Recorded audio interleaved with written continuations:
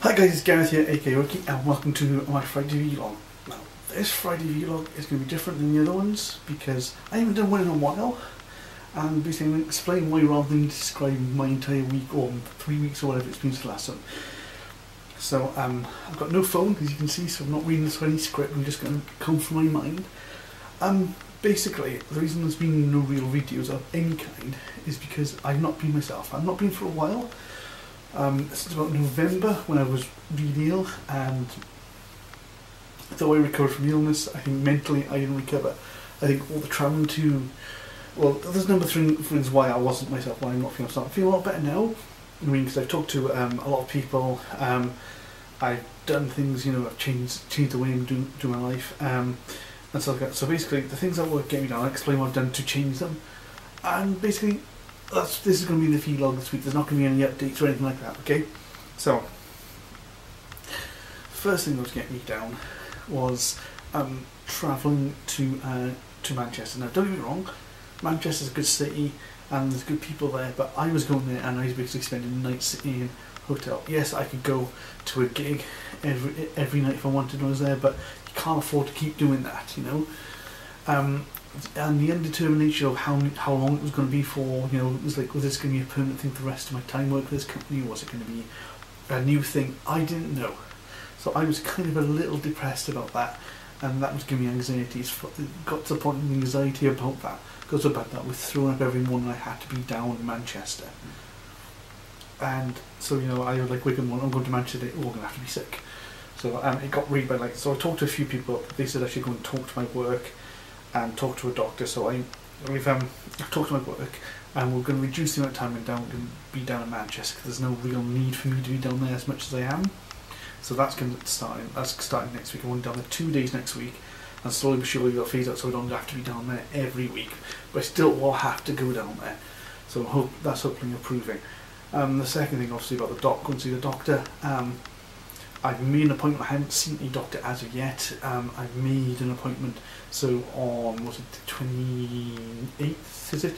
Yeah, well, I'm on holiday for a week, I think, that week.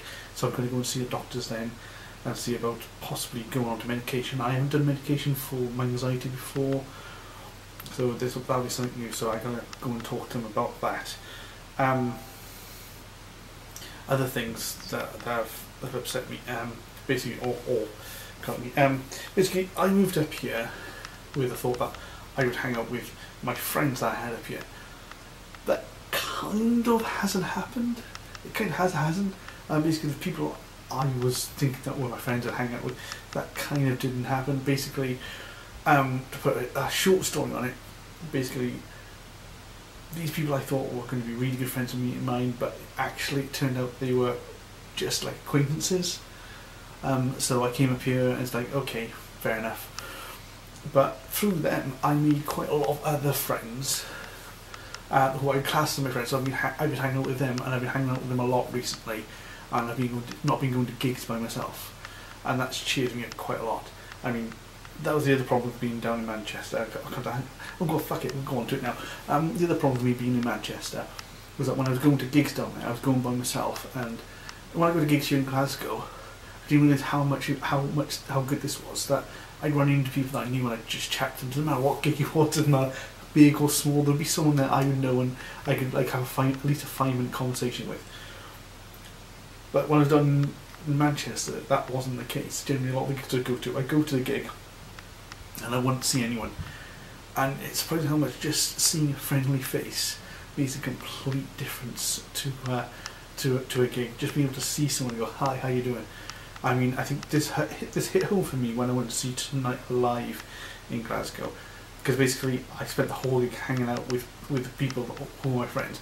Now, we all knew we were going. We never planned to go as a group or anything like that.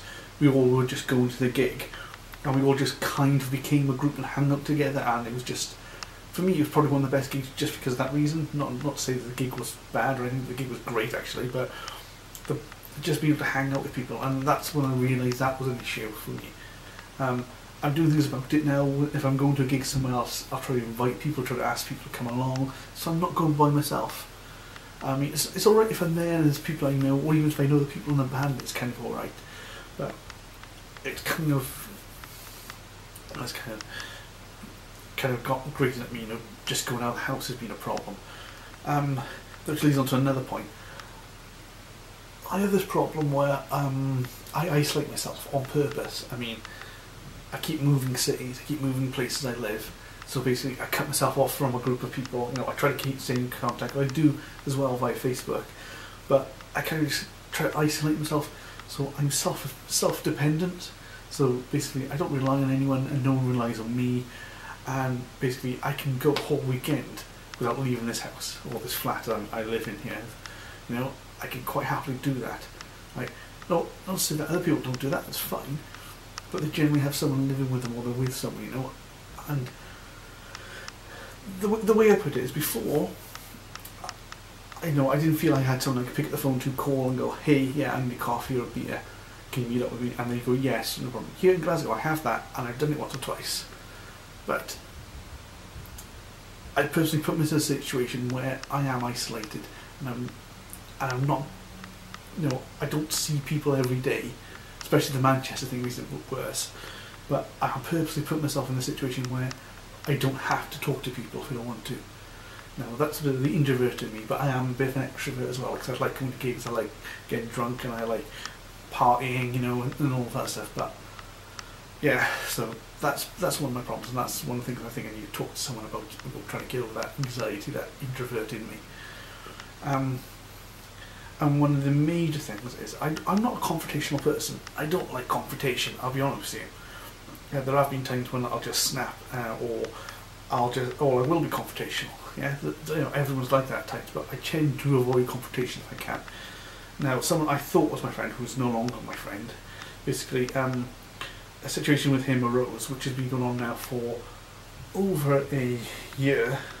One second, just make sure my light's going again. But which has been going on for over a year, basically, or nearly a year now. Basically, the situation involves money, right? Which you know, in the day, okay, it is a sum of money. It's not a great sum of money, but in the end of the day, it's the principle. You know, he was a friend who asked me to help him out, and you know, you help your friends out. You know, that's what you do. You look out for each other. You know, they always say never lend money to friends or family, which, you know, I've never had a problem with, because in the past I've left money to friends. I've always been paid. I've never had to chase it, because that's what, you know, good friends are like that. Even lend money to family, I've never had to chase it. Well, once maybe, but you know, you lend money to friends and family because they're your friends and family. You know, you trust them. You know, right? That's what being a friend is. But obviously, this person is not trustworthy, because it's been over a year now, and you know, it got to the point when they was promising to pay, say the money. Oh, I get paid Friday, I'll give you the money Friday. That's fair enough. They got paid on Friday, so you wait till Friday. So Friday would come and go, and then I messaged them on Saturday saying, "Oh, you going to the bank today?" And I said, "Oh no, I'm looking after my kid," or blah blah blah, or blah blah blah, some other excuse, right? All of them genuinely plausible excuses. So I let this go on and on and on. And basically, this built up anxiety, and not in my chest, right? And basically became toxic. It got to the point when I was having to message them every day to see what's happening, because every day they'd come up with a new excuse, you know. And I got to the point when I stopped believing them, and it got to the point when that person started ignoring me because I was sending them so many messages. You know, I don't mind if you say, "Oh, I can't pay, I'll give you the money X," but don't tell me you can give me money at X when you've got no plans to, because this has built up real anxiety, not in my chest. Recently, I contacted his girlfriend. I really didn't want to do that, but because he wasn't speaking to me, I had to do it. So that was like my last olive branch, and he ignored that as well. I mean, I hate to get involved. If you're watching, I'm sorry that I got you involved, but I had to do something. And if you were watching, Guy, you know, put things right. Yeah, right. Put things right, and we maybe talk again. But at this point, there's no friendship between us anymore. Yeah, you're not trustworthy. You know, you lie, or should I say, you make promises that you have no means to keep. So basically, you make false promises. Yeah, don't promise something and then break your promise. Right? basically that's been dishonest, maybe not lying, but dishonest, right? And it has affected me. It's, you know, it's really built up this knot in my chest, and I decided to cut you out of my life now. Right? You're not going to get any more messages from me. You know, if you want to do the right thing and be a good person, you can contact me, but I am not contacting you. Anyway, get past that. Yeah, so that's me. And like I said, the isolation is the thing that's killing me. I need to meet myself, get out more and talk to people. Not just go to gigs, but say, oh, ring people, say, let's go for a coffee, you know.